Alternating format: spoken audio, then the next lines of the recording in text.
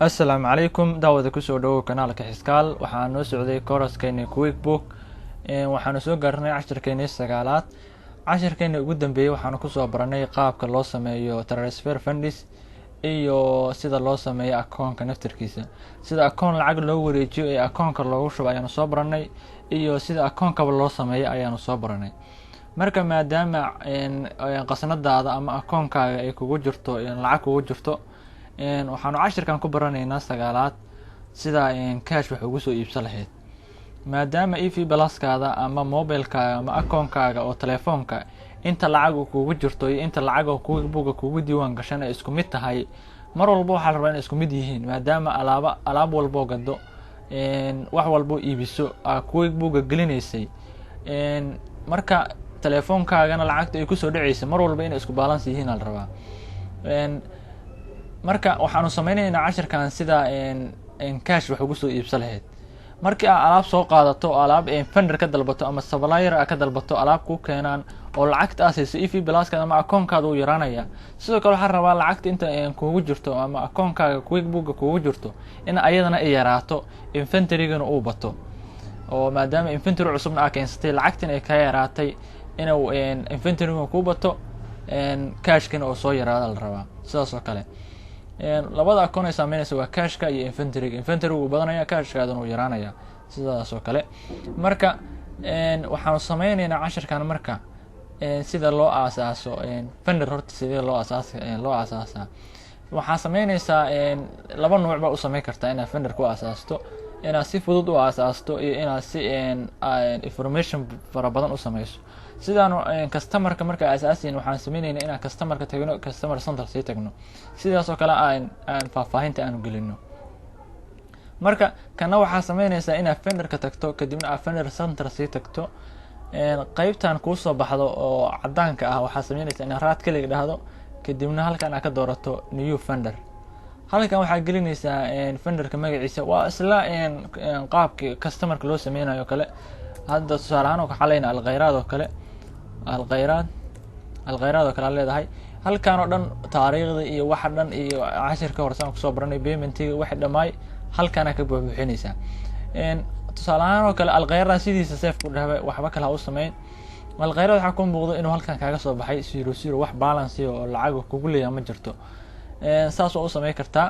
marka alkhayraadkaas oo kale waxaan rabnaa inaanu alaab ka soo qaadano, cash ahaan inaan ugu soo qaadano, anako lacagta u tuurayno oo lacagta siinayno. waxaan soo fiirinaynaa horta inta lacag noo taalo iyo balance-gan intuu yahay. halkan waxaad tegaysaa company kadibna waxaad tegaysaa sida hore oo report-ka company kadibna balance sheet ku dhufo. halkan waxaa kaaga muuqdo cash-kaada inuu yahay all cash. akoonka inay ahay inay noogu jirto 420 lacag. marka lacagtan akoonka noogu jirto ayaa waxaan rabnaa inaan qayb kamida alaab ka soo gadano. sidoo kale intaan ka bixin waxaa fiirinaysaa inventory ku yaalo intuu yahay. waxaa la rabaa inventory-ga isagana inuu soo bato maadaama badeecad cusub aan soo gadanayno. inventory-ga ku yaala qiimaha ku kacayaan waxa weeye 7,100. marka intaan alaabaha ku yaala lacagtii ku fadhiyaan way alaabaha sidooda hadaa rabto waxaa sameyn kartaa in halkan ka fiiriso. sidoo kale inventory-ga waa fiiri kartaa. waa kano qaybtan waxaa tegaysaa ay ku qoran tahay inventory waa tano. halkan ay ku dhufan tahay inventory valuation summary ku dhufo. halkan waxaa ku muuqdo inventory ku yaal inuu yahay 140 shay kaliya. 140 ka shay ayaa waxay ku joogaan lacag dhan 7,100. marka 140 ka shay inay bataan la rabaa. inay bataan oo marka alaab cusub ku soo darno inta ku sii darnay inay intana ku darsanto ayaa la rabaa. waxaa sameynaysaa marka sida cash wax ugu soo iibsato qaybta bangiga tag kadibna waxaa sameynaysaa inaad tiraahdo raadja ku soo dhufato. akoonka lacagta ka jiraysay waa kuma ku diiwaan gashan qaybtan akoonka ayaa laga doortaa. akoonka waxaa noogu jirta 420 waa ka. halkan waxaa gelinaysaa ninka wax ka soo qaadanayso amba company-ga wax ka soo qaadata gelinaysaa. tusaalahan kale waxaa noo diiwaan gashan alkhayraad isla marka ku soo booday waa ka.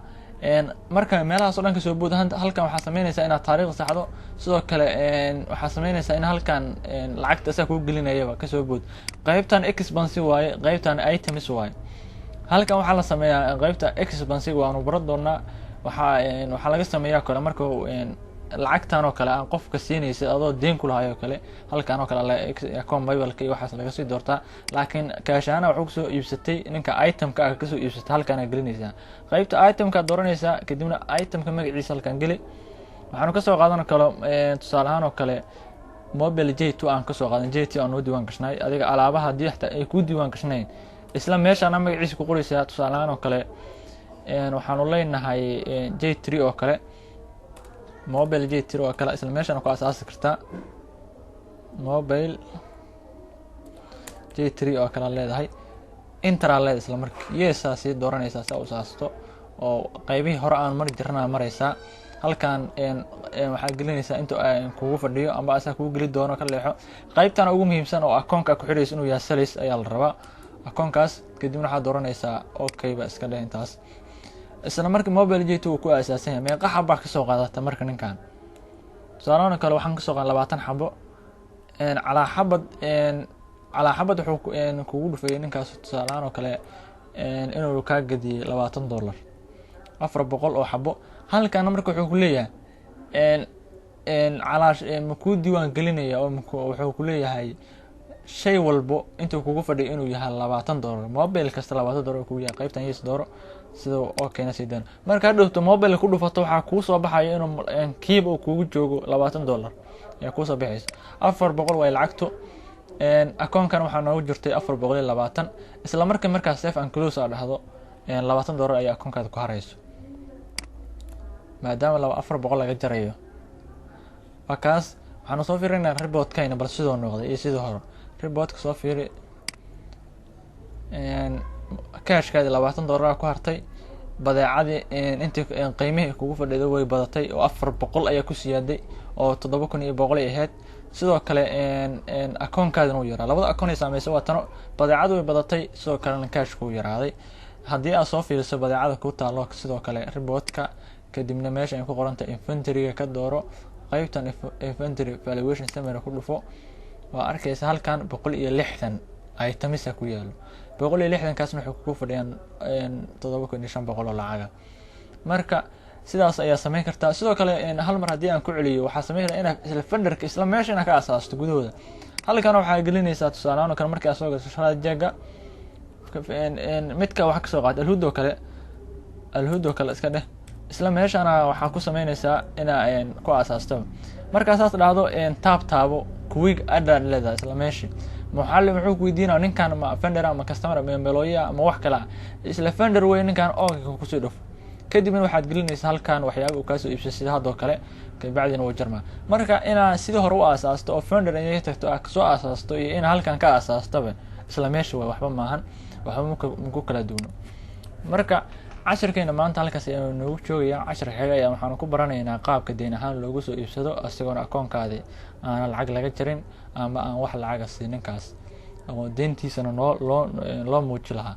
marka tan iyo cashirkeena kale ee tobanaad inta ku kulmayno. assalaamu calaykum.